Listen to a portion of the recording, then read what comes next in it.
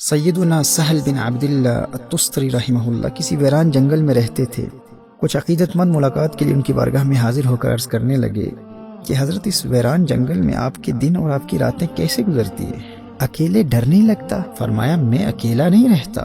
نہ ہی تنہائی محسوس ہوتی ہے۔ جب کسی سے باتیں کرنے کا جی چاہتا ہے تو نماز شروع کر دیتا ہوں اور نماز کے ذریعے اللہ جل وعلا سے باتیں کر لیتا ہوں،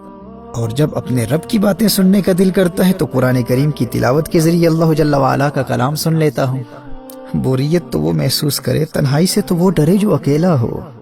یعنی اگر لوگ اللہ کی مخلوق سے باتیں کر کے اپنی طبیعت کے بوجھل پن اور بوریت کو دور کر سکتے ہیں تو جس کے شب و روز خود اللہ سے باتیں کرنے میں گزرتے ہوں وہ کیسے تنہائی محسوس کر سکتا ہے؟ کیونکہ وہ قرآن کریم کی تلاوت کے ذریعے ہر وقت اللہ جل وعلا کے قرب اور معیت کی کیفیت میں مست رہتا ہے، اسے ڈر نہیں لگتا، وہ کسی سے نہیں ڈرتا۔ میرے بھائی اور بہنوں، تلاوت قرآن کے حقیقی فیوز و برکات سے وہی مستفیض ہوتا ہے جو اس یکسوئی اور پیار سے تلاوت کرے، گویا کہ وہ اپنے رب سے محو گفتگو ہے اور اللہ کے کلام کے ذریعے اللہ جل وعلا کی جانب سے آنے والے پیغامات کو سن رہا ہے۔ لیکن یہ کیفیت دوسری صورتوں کے مقابلے میں سورۃ الفاتحہ کی تلاوت کے دوران نسبتاً آسان ہو جاتی ہے اور اپنے درجہ کمال تک پہنچ جاتی ہے، کیونکہ سورۃ الفاتحہ کی تلاوت کے دوران انسان نہ صرف تلاوت کے ذریعے اللہ جل وعلا کے پیغامات کو حاصل کرتا ہے بلکہ اس سورت کی تلاوت کے ذریعے وہ اللہ کو پکار رہا ہوتا ہے، اور اللہ جل وعلا کی جانب سے ایک ایک آیت کی تلاوت پر جو خاص جواب ملتا ہے اس جواب کو نبی کریم صلی اللہ علیہ وآلہ وسلم نے ہم جیسوں کی آسانی کے لیے لفظ بلفظ بیان فرما دیا ہے کہ اللہ جل وعلا کی جانب سے جواب کیا ملتا ہے۔ دیکھیے، جو اللہ جل وعلا کے خاص مقرب بندے ہوتے ہیں وہ تو باقی صورتوں کی تلاوت پر بھی جو جواب ملتا ہے اسے بھی حاصل کر لیتے ہیں، لیکن یہ عام لوگوں کے لیے ممکن تو نہیں ہے نا۔ پر سورۃ الفاتحہ کی تلاوت کی خصوصیت یہ ہے کہ رحمت للعالمین صلی اللہ علیہ وآلہ وسلم نے اس سورہ مبارکہ کی تلاوت پر اللہ جل وعلا کی جانب سے آنے والے جواب کو ہر خاص و عام کے لیے بیان فرما دیا ہے۔ اب کس قدر محرومی ہے اس شخص کے لیے جو ہر روز نماز میں اور غیر نماز میں بھی سورۃ الفاتحہ کی تلاوت کرتا ہے، اور نبی کریم صلی اللہ علیہ وآلہ وسلم نے اس تلاوت پر اللہ جل وعلا کی جانب سے آنے والے جواب کو بھی بیان فرما دیا ہے۔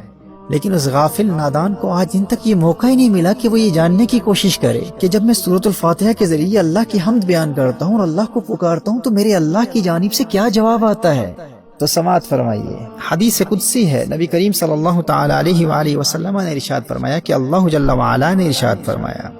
میں نے صلاۃ کو اپنے اور اپنے بندے کے مابین تقسیم کر دیا ہے۔ صحیح مسلم کی حدیث کے الفاظ یوں ہیں، فَنِصْفُهَا لِي وَنِصْفُهَا لِعَبْدِي۔ اللہ ارشاد فرماتا ہے سورۃ الفاتحہ کا ایک نصف میرے لیے ہے اور ایک نصف میرے بندے کے لیے ہے۔ فَإِذَا قَالَ الْحَمْدُ لِلَّهِ رَبِّ الْعَالَمِينَ قال اللہ حمیدنی عبدی۔ جب بندہ الحمدللہ رب العالمین پڑھتا ہے، جب بندہ کہتا ہے کہ تمام تعریفیں، تمام خوبیاں اللہ کے لیے ہیں جو سارے جہانوں کا مالک ہے، تو اللہ کیا جواب ارشاد فرماتا ہے؟ اللہ ارشاد فرماتا ہے حمیدنی عبدی، میرے بندے نے میری حمد بیان کی۔ فاذا قال الرحمن الرحیم، جب بندہ الرحمن الرحیم کہتا ہے، جب بندہ کہتا ہے بہت مہربان اور بہت رحیم، بہت رحم والا،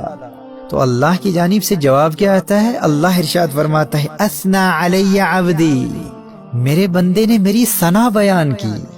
اللہ کی جانب سے آنے والے اس پیار بھرے جواب پر غور کیجیے اور اسے زبانی یاد کر لیجیے، اور آج ارادہ کر لیجیے کہ آج کے بعد جب بھی سورۃ الفاتحہ کی تلاوت کروں گا تو اللہ جل وعلا کی جانب سے آنے والے اس جواب کا تصور کرتے ہوئے روحانی طور پر اللہ سے ہم کلامی کی اس کیفیت سے لطف و سرور حاصل کروں گا۔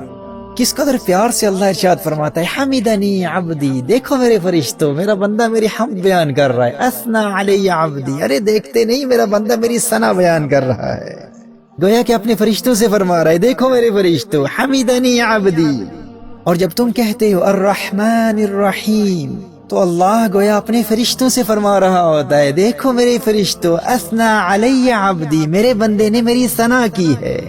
صحیح مسلم کی یہ حدیث ہے، نبی کریم صلی اللہ تعالی علیہ وآلہ وسلم ارشاد فرماتے ہیں کہ اللہ فرماتا ہے فَإِذَا قَالَ مَالِكِ يَوْمِ الدِّينِ، جب بندہ کہتا ہے مالک یوم الدین، روز جزا کا مالک، قال مجدنی عبدی، اللہ ارشاد فرماتا ہے میرے بندے نے میری بزرگی بیان کی، سبحان اللہ۔ فاذا قال ایاک نعبد وایاک نستعین، جب بندہ کہتا ہے ہم تیری ہی عبادت کرتے ہیں اور تجھ ہی سے مدد چاہتے ہیں، تو اللہ کی جانب سے جواب کیا آتا ہے؟ اللہ ارشاد فرماتا ہے قال ھذا بینی وبین عبدی ولعبدی ما سأل، اللہ ارشاد فرماتا ہے اب یہ معاملہ میرے اور میرے بندے کے درمیان ہے، ھذا بینی وبین عبدی ولعبدی ما سأل، یہ میرا بندہ ہے اور اب یہ معاملہ میرے اور میرے بندے کے مابین ہے، اب یہ مجھ سے جو مانگے گا اسے عطا کر دیا جائے گا۔ اللہ اکبر کبیرہ۔ پھر جب بندہ پڑھتا ہے فَإِذَا قَالَ اهْدِنَا الصِّرَاطَ الْمُسْتَقِيمَ صِرَاطَ الَّذِينَ أَنْعَمْتَ عَلَيْهِمْ غَيْرِ الْمَغْضُوبِ عَلَيْهِمْ وَلَا الضَّالِّينَ، جب بندہ اللہ کی بارگاہ میں عرض کرتا ہے یا اللہ ہم کو سیدھا راستہ چلا، راستہ ان کا جن پر تو نے احسان کیا، نہ ان کا جن پر غضب ہوا اور نہ بہکے ہوئوں کا، تو اللہ کی جانب سے پھر جواب آتا ہے، اللہ پھر ارشاد فرماتا ہے ھذا لعبدی ولعبدی ما سأل، یہ میرے بندے کے لیے ہے اور جو اس نے مانگا اسے دیا گیا۔ میرے بھائی اور میری بہنوں، سورۃ الفاتحہ کا ترجمہ بھی یاد کر لو اور اللہ جل وعلا کی جانب سے آنے والے اس جواب کو بھی بار بار سنو اور اس کے مفہوم کو ذہن نشین کر لو۔ دیکھیے جب ایک عبد اپنے معبود کی جانب سے آنے والے جواب کو جان لیتا ہے اور اس سے روحانی طور پر لطف اندوز ہو کر سورۃ الفاتحہ کی تلاوت کرتا ہے، تو ایسے تلاوت کرنے والے کے لیے اللہ جل وعلا سے روحانی طور پر ہم کلامی کی وجدانی کیفیت حاصل کرنا بہت آسان ہو جاتا ہے، کیونکہ نہ صرف وہ جواب کے آنے پر یقین رکھتا ہے بلکہ اس جواب کو بھی جانتا ہے کہ وہ جواب ہے کیا۔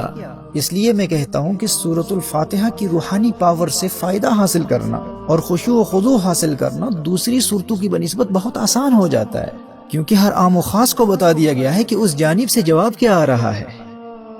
آج کے بعد اللہ جل وعلا کی جانب سے آنے والے اس پیار بھرے جواب کا تصور کرتے ہوئے اور اس پر یقین رکھتے ہوئے پورے انہماک کے قلب کے ساتھ اس خوبصورت تصور میں ڈوب کر کے میں اپنے رب سے باتیں کر رہا ہوں، رب کی جانب سے جواب بھی آ رہا ہے، سورۃ الفاتحہ کی کثرت سے تلاوت کی عادت بنا لو اور پھر دیکھو یہ سورۃ الفاتحہ تمہاری دنیا اور آخرت کو کس طرح سنوار دیتی ہے۔ قرآن کریم کی جن صورتوں کے فیوز و برکات بیان کیے جا چکے ہیں، ان کا دار و مدار پڑھنے والے کی روحانی کیفیت پر ہوتا ہے کہ وہ کس قدر یکسوئی اور اللہ جل وعلا سے ہم کلامی کی کیفیت میں محو ہو کر پڑھتا ہے۔ جو جتنا زیادہ اپنے رب سے راز و نیاز کی باتیں کرنے اور رب کے کلام کو سننے اور اللہ جل وعلا سے سرگوشی کرنے کی کیفیت میں ڈوب کر قرآن کریم کی تلاوت کرتا ہے، اسے اس کی زندگی میں ان صورتوں کی تلاوت کے اتنے ہی زیادہ روحانی اور مادی فوائد حاصل ہوتے ہیں۔